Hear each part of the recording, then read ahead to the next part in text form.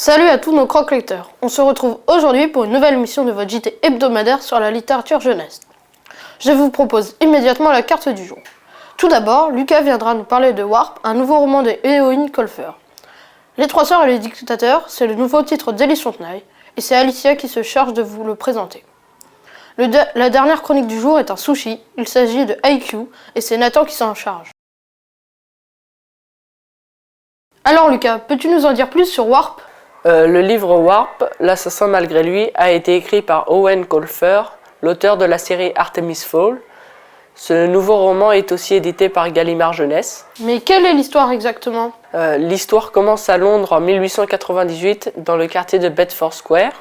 On y retrouve Riley, un adolescent orphelin de 14 ans, accompagné de Albert Garrick, un assassin multirécidiviste rémunéré pour toutes ses tueries. Riley est l'apprenti d'Albert Garrick.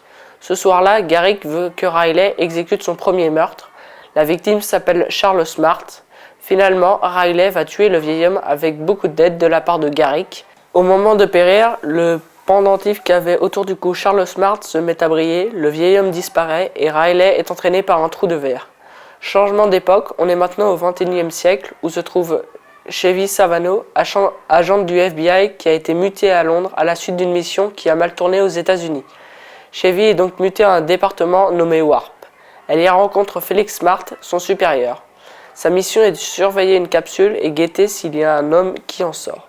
C'est ce qui se produit puisque Riley, qui avait disparu à la suite du meurtre, surgit par la même capsule que Chevy doit surveiller. Il est rapidement contrôlé et emprisonné. Une équipe du Warp décide donc de prendre la capsule, qui est en fait la sortie pour voyager dans le temps et qui a été conçue par Charles Smart, le père de Felix Smart, celui qui a été assassiné par Garrick. L'équipe du Warp arrive bien à destination, mais malheureusement, Garrick les attendait et les tue froidement. Par la même occasion, il fusionne avec Felix Smart et a maintenant de nouveaux pouvoirs impressionnants. Garrick veut maintenant éliminer Chevy et reprendre Riley sous son aile. Garrick réussira-t-il son plan ? Riley et Chevy vont-ils pouvoir s'échapper ? Ça a l'air intéressant, mais quel est ton avis sur ce roman ? Je vais commencer cet avis par le seul élément qui ne m'a pas plu dans le livre, la couverture. Si effectivement elle est très belle, il n'y a aucun doute là-dessus, le livre ne décrit rien de tel et aucune autre machine du genre n'y est évoquée. C'est le seul point noir que j'ai à dire sur ce livre. J'ai beaucoup apprécié ce livre de science-fiction car d'une part, on sent qu'Eowyn Colfer connaît son sujet. Tout est peaufiné dans les moindres détails. Les problèmes et dysfonctionnements qu'il y pourrait avoir, les effets du trou de verre. Si bien qu'à la fin du livre, on ne se pose pas la moindre question. La science-fiction est bien là, mais elle est très bien expliquée, et on n'a pas dans la tête plein d'explications savantes et d'hypothèses farfelues qui donnent mal à la tête. Puis, Eowyn Colfer, tout en restant dans son humour, s'approche de sujets plus graves, la pauvreté à l'époque victorienne. Eowyn Colfer montre bien les vies misérables que les personnes pauvres avaient à cette époque. Mais il y avait aussi énormément de crimes et les rues ressemblaient à des décharges dans certains quartiers de la ville. Enfin, j'ai tout simplement adoré les personnages. Riley est un jeune homme qui a eu une enfance difficile, élevé par Albert Garrick, l'assassin de ses parents, mais qui en fait est un garçon malin puisque Garrick lui a appris le métier d'illusionniste, donc il peut crocheter des serrures, ce qui lui est très utile. Il a été élevé par un homme abominable et pourtant il a su rester un homme très pur. J'ai beaucoup aimé sa manière de parler. Riley est un personnage hilarant. Les Take-That ont de belles mélodies et Dieu bénisse Harry Potter, c'est tout ce que j'ai à dire. Sans lui, Londres aurait été ravagée par les forces du mal. Par contre, le personnage de Garrick est vraiment détestable et détesté. En même temps, il a été modelé pour cela. Ce personnage n'a pas une parcelle de lumière en lui, il n'y a que haine, ambition et mort. Pour conclure, j'ai adoré la lecture de ce livre parce que les personnages ont un style unique et attachant, à part Garrick, excellent méchant du roman. Je trouve que tout le livre est bien écrit avec beaucoup d'humour. Enfin, on y aborde aussi des sujets plus graves comme la pauvreté à l'époque victorienne en Angleterre qui est très bien décrite dans ce livre. J'attends vivement le deuxième tome. Salut Alicia, tu as choisi Les Trois Sœurs et le Dictateur. De quoi s'agit-il ? Bonjour à tous, aujourd'hui je vais vous parler du roman d'Elise Fontenay intitulé Les Trois Sœurs et le Dictateur. Il est publié aux éditions du Rouergue et dans la collection Dos à Dos. Elle a notamment écrit Le garçon qui volait des avions, Chasseur d'orage et La cérémonie d'hiver, 3 autres excellents romans. Peux-tu nous raconter l'histoire du dernier titre d'Elise Fontenay ? Dans l'avion, Mina écrit à son amie Elisa. Elle lui raconte sous forme de lettres son futur voyage. Mina se prépare à atterrir en République dominicaine. À l'aéroport, elle est accueillie par son cousin Antonio, qu'elle a vu pour la première fois à San Francisco lorsqu'il est venu voir son oncle, le père de Mina.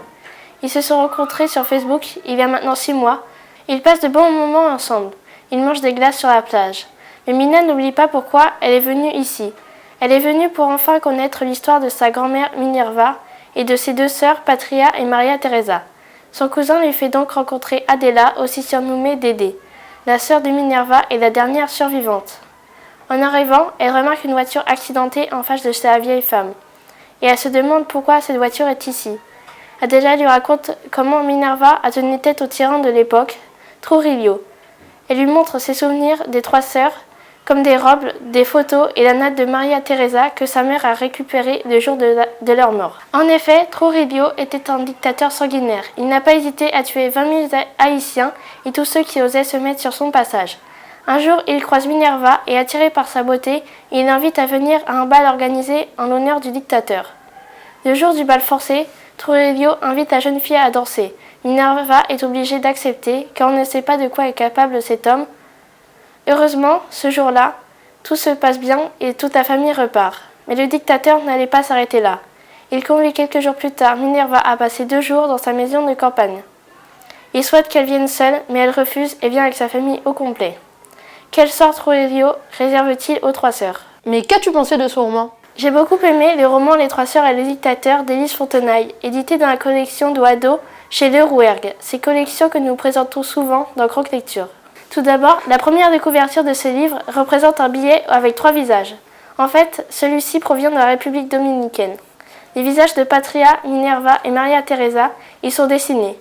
Mais nous comprenons cette signification qu'après avoir fini notre lecture, car ce billet de 200 pesos existe bel et bien, et il n'est pas une création pour illustrer la couverture. Il est un vibrant hommage à leur courage. Ensuite, ce livre ne fait que 70 pages, mais il n'est pas dépourvu d'émotion pour autant, car il raconte l'histoire tragique des 3 sœurs ayant osé tenir tête à Trujillo, le dictateur, pour libérer leur pays de la dictature. Il ordonne qu'on les tue et elles se font massacrer pendant le trajet qui les mène à la prison où sont incarcérés leurs maris, car celui-ci les a déjà emprisonnés pour se venger des sœurs qu'il n'a jamais pu mettre en prison. De plus, ce livre raconte un fait historique. Les sœurs ont réellement existé et ont réellement été tuées dans des conditions tragiques. Le 25 novembre, le jour de leur mort, est maintenant le jour de la lutte mondiale contre les violences faites aux femmes.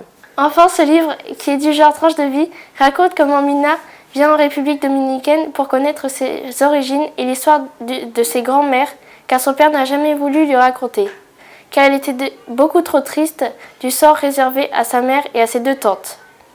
Dernier point positif de ce roman, c'est le personnage de Minerva, que j'ai particulièrement aimé. En effet, elle possède un grand courage, car elle n'a jamais eu peur du dictateur et n'a jamais reculé pour sauver son pays. Elle crée même une association clandestine à laquelle elle se rend secrètement. De plus, elle protège sa famille de Trujillo en se rendant au bal et en interdisant à sa sœur Adela de la suivre. Pour conclure, j'ai aimé ce livre car il raconte un fait historique, l'histoire des sœurs Mirabal, qui est totalement méconnue et qui pourtant a un très grand aspect symbolique pour la lutte contre les dictatures et les violences. Encore un excellent roman pour Élise Fontenaille, auteur que je vous conseille vivement de découvrir d'urgence. Hey Nathan, tu vas nous présenter IQ, n'est-ce pas? Bonjour à tous les croque-lecteurs. Je remercie Mathieu pour son aide dans la rédaction de cette chronique. Aujourd'hui, je vais vous présenter IQ, un manga qui pourrait détrôner mon manga préféré, Prince du tennis. Cette série compte actuellement 9 volumes au Japon. En France, elle est éditée par Kazé Manga et nous attendons la sortie du 2e tome au début du mois de février. Peux-tu nous faire découvrir l'histoire de ce manga? Au gymnase du tournoi intercollège du volleyball, Shoyo Hinata, élève de 3e du collège Yukigooka, arrive avec son équipe pour leur tout premier match. Il est accompagné de 3 élèves de 6e et 2 autres appartenant à d'autres clubs. Il espère réellement remporter le tournoi. Mais il va devoir affronter le collège Kitagawa Daishi emmené par Tobio Kageyama, surnommé le roi du terrain. Pendant le match, il se souvient comment il est venu à pratiquer le volley. En effet, il a assisté à un match à la télé où il a vu un joueur d'1m70 surnommé le Petit Géant. Quand Hinata s'inscrit au club de volley de son collège, malheureusement, il est le seul membre du club. Alors, il doit s'entraîner avec les filles et ses amis, même s'ils n'ont pas d'expérience dans ce sport.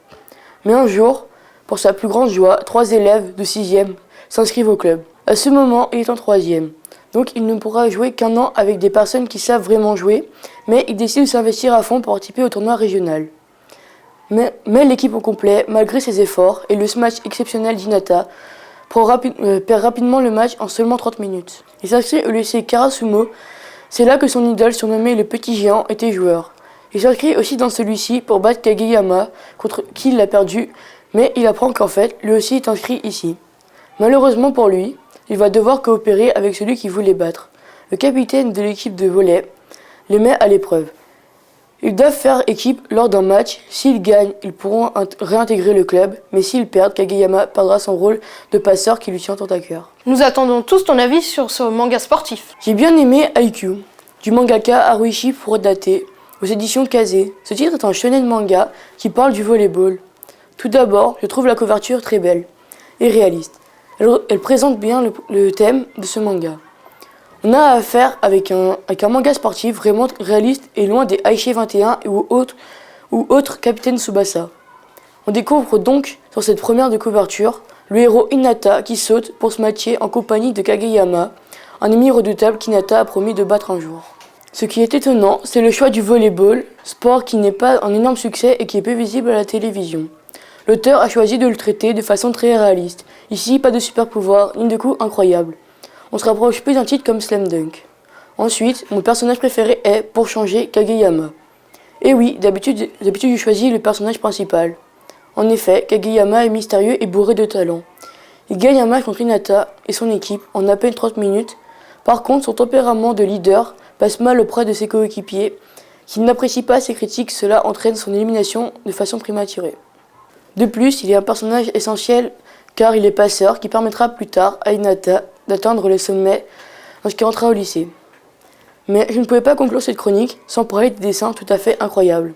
À plusieurs reprises, on est totalement époustouflé par la mise en scène de l'auteur. Ainsi, quand Hinata, malgré sa petite taille, réussit à se matcher de façon incroyable, les traits de vitesse apportent un dynamisme à l'action. J'ai trouvé plusieurs pages vraiment remarquables. Pour conclure, je trouve Haikyuu me rappelle un de mes mangas préférés, Prince du tennis. Bien sûr, ils parlent de tous les deux de sport, mais aussi, les deux héros sont déterminés et forts. Je vous conseille de lire ce manga riche en rebondissements. Ce numéro est déjà terminé. On se retrouve quant à nous dès vendredi prochain pour toujours plus de chroniques. Allez, à plus les croque-lecteurs.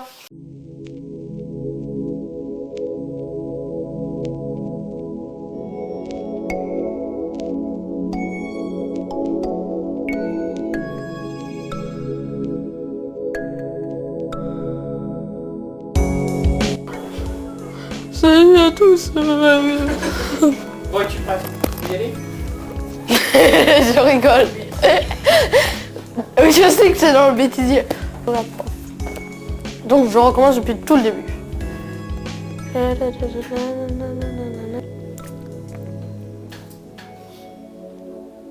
C'est bien comme ça. Voilà. Salut ça. Bah j'essaye d'imiter Claire Chazal. Non. Bon bah c'est bon, j'ai pas pris tant que ça. Non.